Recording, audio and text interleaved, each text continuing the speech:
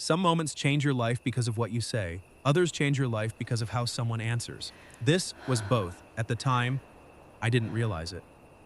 I thought it was just another joke, the kind of harmless comment people make without thinking, the kind that disappears a few seconds later.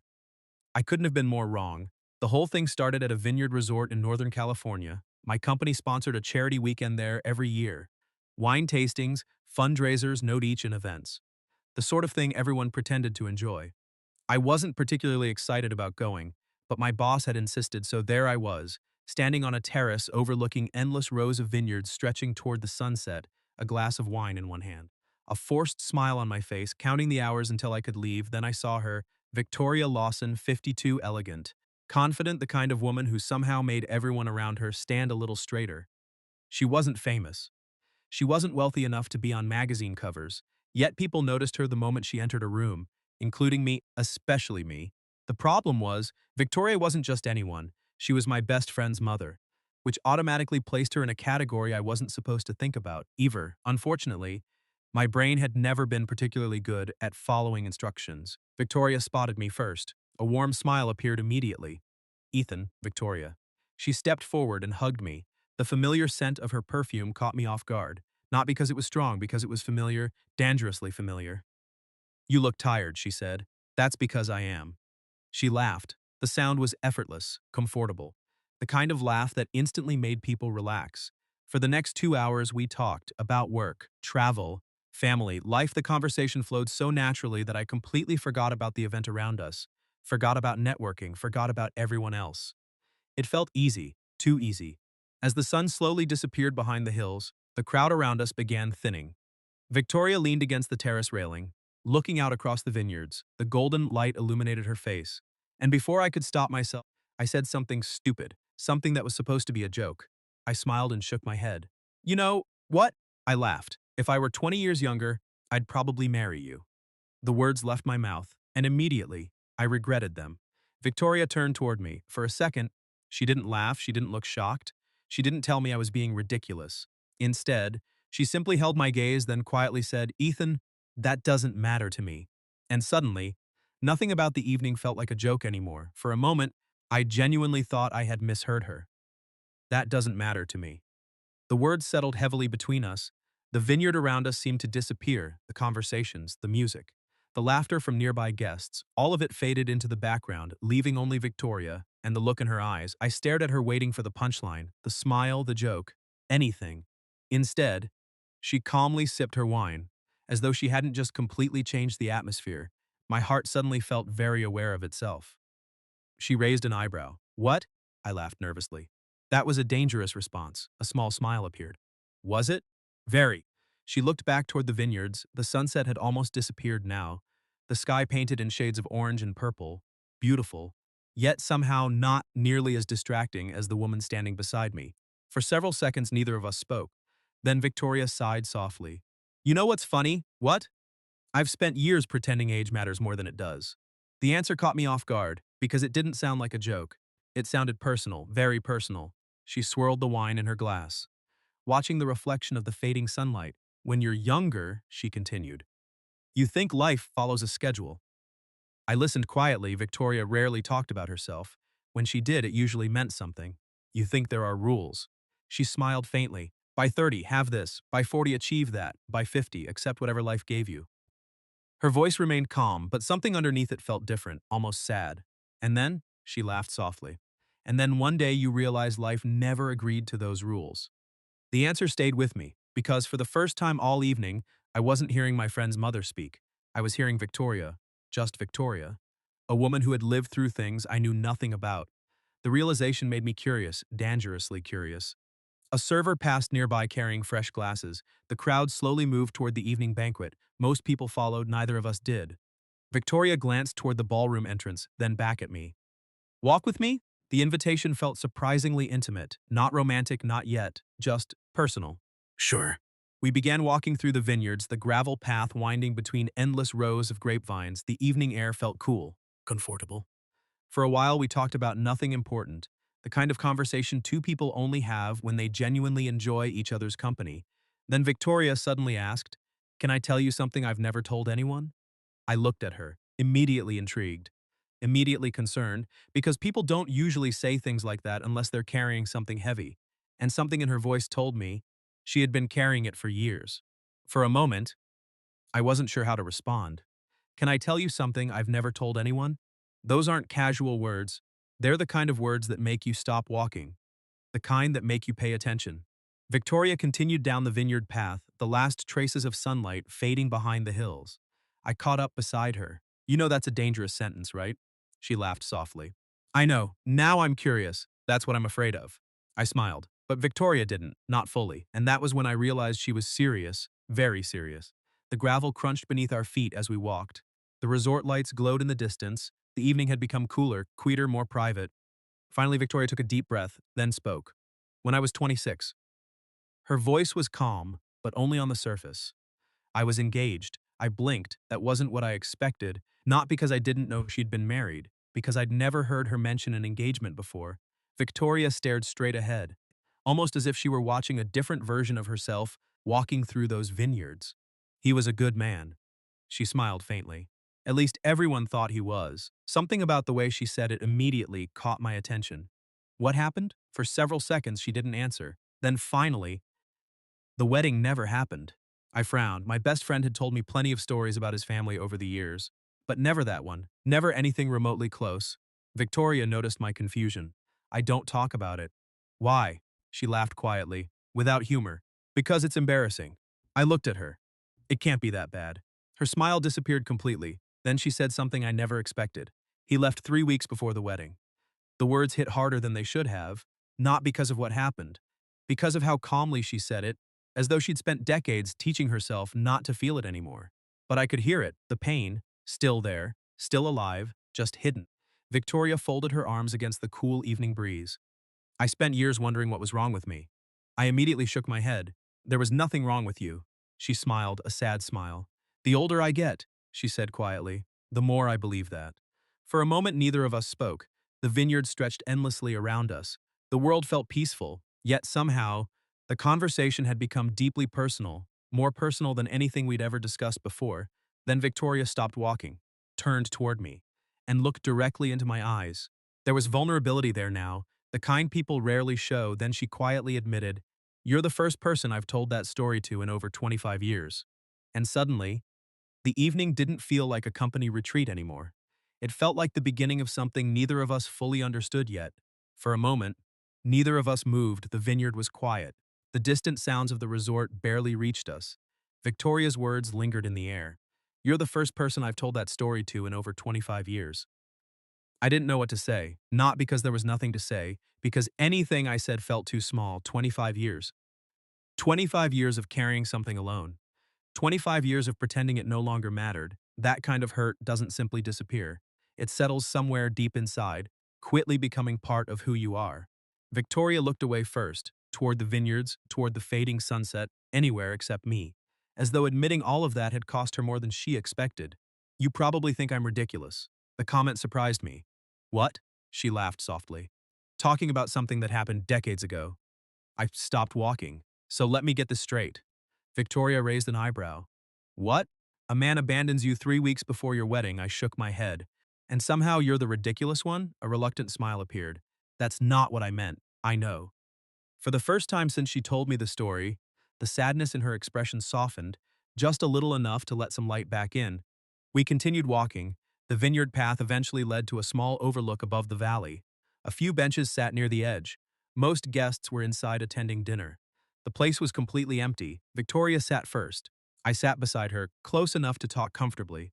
Far enough to remain sensible, at least that was the idea. The silence between us felt different now, not awkward, not uncomfortable. The kind of silence shared by people who trust each other. Victoria leaned back, looking up at the darkening sky. "You know what the worst part was?" I turned toward her. "What?" She smiled sadly. "For years," she paused, "for years I believed it proved something." "What?" Her answer came quietly. "That I wasn't enough." The words hit me harder than anything else she'd said because suddenly I understood this wasn't about an old engagement. It wasn't about the man who left. It was about what she believed afterward. The story she'd been telling herself ever since. I looked at her, really looked at her, the intelligent woman, the kind woman, the woman everyone seemed drawn toward, and I couldn't imagine anyone looking at her and seeing not enough Victoria. She glanced toward me. Yeah?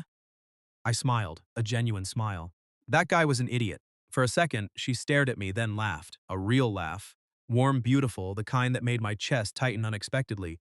And when she looked at me afterward, something in her expression had changed. Not dramatically, just enough. Enough that I suddenly became very aware of how close we were sitting. And for the first time that evening, I had the strange feeling that Victoria wasn't looking at me like her son's friend anymore.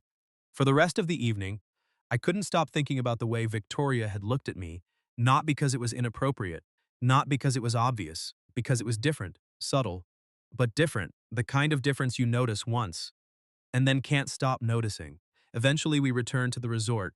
The charity banquet was still underway. Music floated through the ballroom. Guests moved between tables. Wine glasses latter clinked, filot. Everything looked exactly the same. Yet somehow, nothing felt the same anymore. Victoria walked beside me, close enough that people naturally assumed we'd arrived together. Several guests greeted her. Everyone seemed to know her, which wasn't surprising. Victoria had a way of making people feel important, a gift most people never learn. As we crossed the ballroom, a live band began playing a slower song. The atmosphere shifted immediately. Couples drifted toward the dance floor.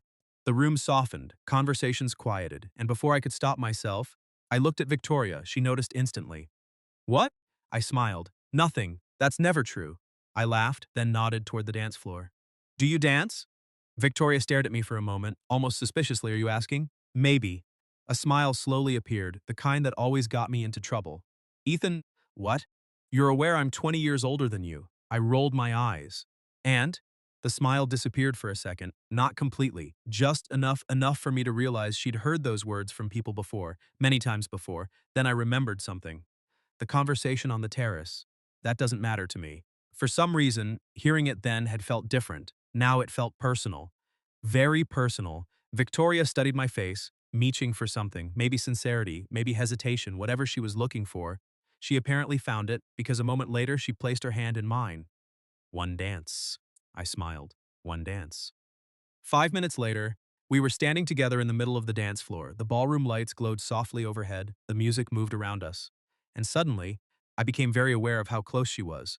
Victoria rested one hand lightly on my shoulder. I held her other hand, Sybil, harmless, normal. At least that was what I kept telling myself. Then Victoria looked up at me and smiled, not politely. Not casually, the smile reached her eyes. Warm, comfortable, almost affectionate. And for one brief moment, the rest of the ballroom disappeared. It felt like there were only two people in the room. The problem was, I wasn't entirely sure I wanted that feeling to end. The song eventually ended, unfortunately, because neither of us seemed particularly eager to step apart. For a second, we simply stood there. The music faded. People around us applauded politely. Another song began, yet neither of us moved. Then Victoria laughed softly. We should probably stop before people start talking. I smiled. That ship may have already sailed. Her eyes widened slightly, then she glanced around the ballroom. A few amused smiles immediately confirmed my suspicion. Victoria shook her head. Oh, wonderful. Relax. Easy for you to say. I laughed. The truth was, I didn't care, not nearly as much as I should have, and that realization was becoming harder to ignore. We eventually escaped the ballroom, the noise, the crowd, the endless networking conversations, all of it. The resort had a large outdoor terrace overlooking the vineyards. Most guests remained inside, leaving the terrace nearly empty. The night air felt cool against my skin, comfortable. Victoria wrapped her shawl a little tighter around her shoulders. The moonlight stretched across the rows of grapevines. Everything felt peaceful for a while. Neither of us spoke, then Victoria surprised me. Can I ask you something? I looked at her. Depends, she smiled. Why do you always say that? Because your questions are dangerous. Fair. For a moment, she seemed to reconsider, then finally asked, why aren't you married? I blinked. Of all the questions I expected, that wasn't one of them. Victoria noticed my reaction immediately. Too personal? No. I leaned against the railing. Just unexpected. She waited quietly. I appreciated that. Victoria never rushed people, never forced answers. Eventually, I sighed. The truth? She nodded. The truth. I stared out across the dark vineyards, thinking.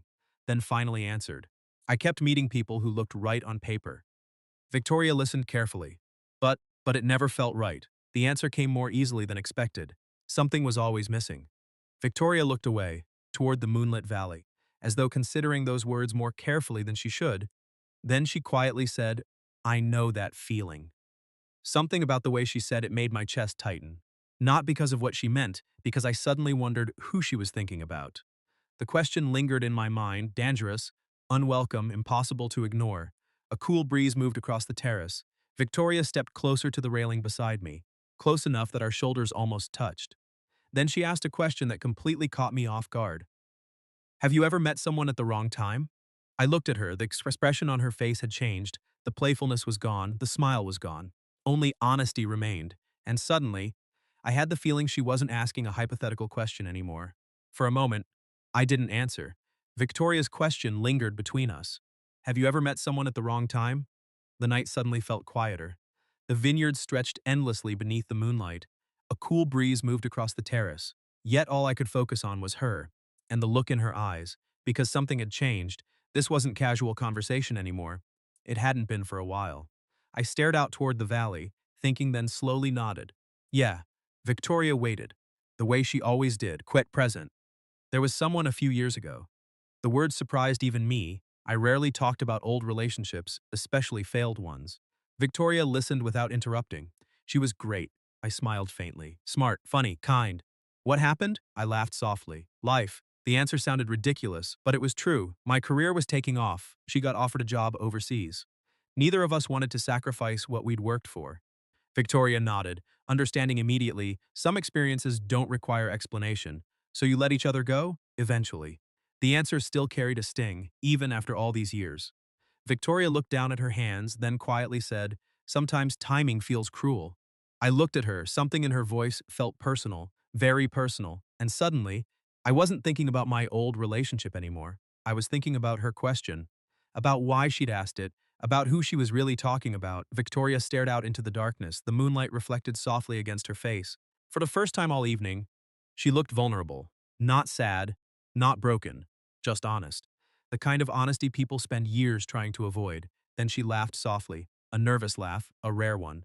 You know what's funny? What? I used to think age was the biggest obstacle in life. I immediately remembered the terrace, the joke, her answer. That doesn't matter to me. My heart reacted before my brain could. Victoria smiled faintly. But age isn't usually the problem. What is? She looked at me directly at me. The eye contact lasted longer than it should have, long enough that neither of us looked away. Then she quietly answered, fear. The word hit harder than expected, because I knew she wasn't talking about age or timing or old relationships. She was talking about something happening right now, something standing only a few feet away from her. The realization made my pulse quicken. Victoria seemed to notice, because her smile softened, and for the first time that night, there was no ambiguity left in her eyes, no confusion, no uncertainty, only possibility. Then she asked one final question, a question so simple it should have been harmless, yet somehow it felt bigger than anything we'd discussed all weekend. Ethan, what if the timing isn't wrong anymore?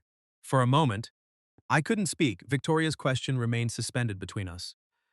What if the timing isn't wrong anymore?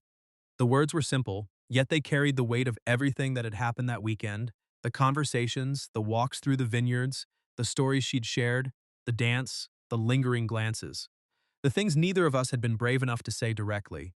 Until now, the night air felt cooler. Or maybe it was just my heartbeat making everything feel different. Victoria stood beside me, waiting, not demanding an answer, not expecting one, simply waiting. The same patient way she'd listened to me all weekend. I looked out across the moonlit vineyards, trying to find the right words. Unfortunately, there weren't any, at least not perfect ones, so I settled for the truth. You know what's strange? Victoria smiled softly. What? I laughed quietly. I've spent most of this weekend trying to convince myself that none of this was happening. A small smile appeared. How's that working out? Terribly. That made her laugh. The sound eased some of the tension, but only some, because the real conversation still waited between us. I turned toward her.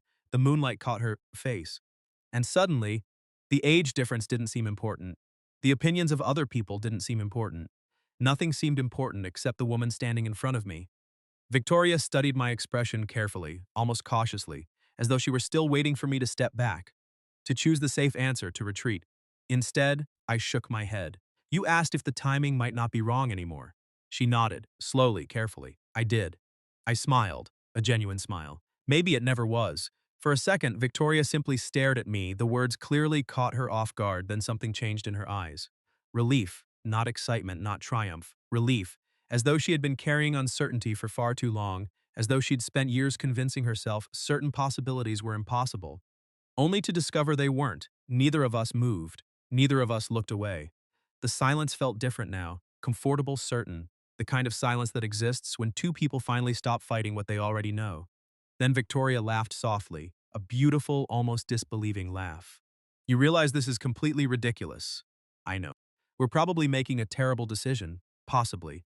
That only made her laugh harder. Then her smile slowly softened, and for the first time all weekend, she reached for my hand, not dramatically, not impulsively, just naturally, as though it was the most normal thing in the world, as though she'd wanted to do it for a very long time. I looked down at our hands, then back at her, and suddenly, the future didn't feel uncertain anymore. It felt possible. For a long time, neither of us said anything. We simply stood there on the terrace, hand in hand, looking out across the moonlit vineyards. The moment didn't feel dramatic. It felt peaceful, as though something that had been out of place for years had finally settled where it belonged. Eventually, Victoria laughed softly. I can't believe this is happening. I smiled. That's reassuring. She nudged my shoulder. You know what I mean. I did because I felt it too, the strange combination of certainty and disbelief. The feeling that something completely unexpected somehow made perfect sense. The night grew colder. The terrace emptier. Most guests had already gone to bed. The resort was quiet. Victoria looked down at our hands, then back at me. A thoughtful expression crossed her face. What are you thinking? The question surprised me because there was only one honest answer. I'm thinking about your son. Victoria immediately groaned. I laughed. What? Of course you are. Someone has to. Now she was laughing too. The tension broke instantly, which was good because both of us knew that conversation was unavoidable. My guess? I said. He'll need several business days to process this. Victoria covered her face. Several months. Fair. She lowered her hands again, still smiling. Then her expression softened.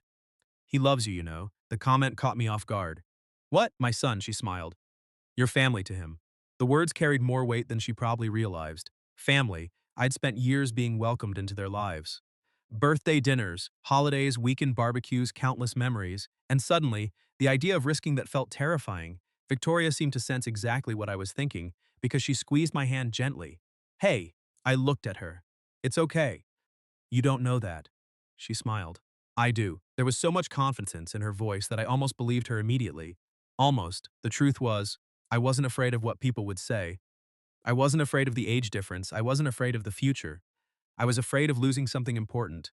Victoria stepped a little closer, then quietly said, Good things are always worth risking something for. The words settled deeply because they sounded like something she'd learned the hard way, something she'd spent years understanding. And suddenly, I realized she wasn't talking about us. Not entirely. She was talking about the engagement, the man who left, the opportunities she'd spent years wondering about, the chances she never took, the life she almost lived, and maybe, just maybe, she was done letting fear make decisions for her. The moon drifted higher above the vineyards. The night continued around us. Yet, for the first time all weekend, neither of us was thinking about obstacles anymore. We were thinking about possibilities, and somehow, that felt like a much better place to start. The next morning, I woke before sunrise. For a few moments, I simply lay there listening. The resort was quiet, peaceful, the kind of silence that only exists before the rest of the world wakes up. Then I remembered everything. The terrace, the conversation. Victoria's hand in mine, the realization that neither of us wanted to pretend anymore. A smile immediately appeared, and for the first time in a very long time, the future didn't feel complicated. It felt exciting. I dressed quickly and headed outside. The vineyard was covered in soft morning light, rows of vines stretched endlessly across the hills. A light fog drifted through the valley, everything looked beautiful. Then I saw her. Victoria stood near the overlook where we'd talked the previous evening, a cup of coffee in her hands. Watching the sunrise, for a moment, I simply watched her, not because she looked perfect, because she looked happy, truly happy, and somehow that felt even more beautiful. She noticed me approaching, a smile instantly appeared. Morning, morning. I stepped beside her, the view spread out before us. Golden sunlight slowly spilling across the vineyards, the beginning of a new day, a fitting metaphor, even if it was a little obvious. Victoria laughed softly. What? I know that look. What look? The one where you're thinking too much. I smiled. Probably. She sipped her coffee waiting, pot as always. Finally, I asked the question that had been sitting in the back of my mind all night. Are you scared? Victoria looked toward the horizon, considering it, then nodded. A little. The honesty made me smile. Me too. For a second, neither of us spoke, then she laughed. That's probably a good sign. Why? Because the things that matter usually scare us. The answer felt very Victoria, wise without trying to sound wise. The kind of insight that comes from actually living life. Not reading about it. The morning sun continued climbing higher. Guests slowly began appearing around the resort. Reality was returning. The weekend was ending. Soon we'd go home, back to normal life, back to responsibilities, back to questions. But somehow, none of that felt overwhelming anymore. Because we had already made the most important decision, Victoria looked at me the same way she had looked at me on the terrace, the same way she had looked at me during our dance, the same way she had looked at me after my stupid joke. Then she smiled, a warm, certain, beautiful smile. You know what? If you had said that joke 6 months ago, I laughed. You would have ignored it? Probably. Last year? Definitely. I shook my head. Then maybe timing does matter. Victoria thought about that, then smiled again. Maybe. She stepped a little closer, not because she had to, because she wanted to. Then she quietly added, but not nearly as much as courage does. The words stayed with me. Because she was right, in the end.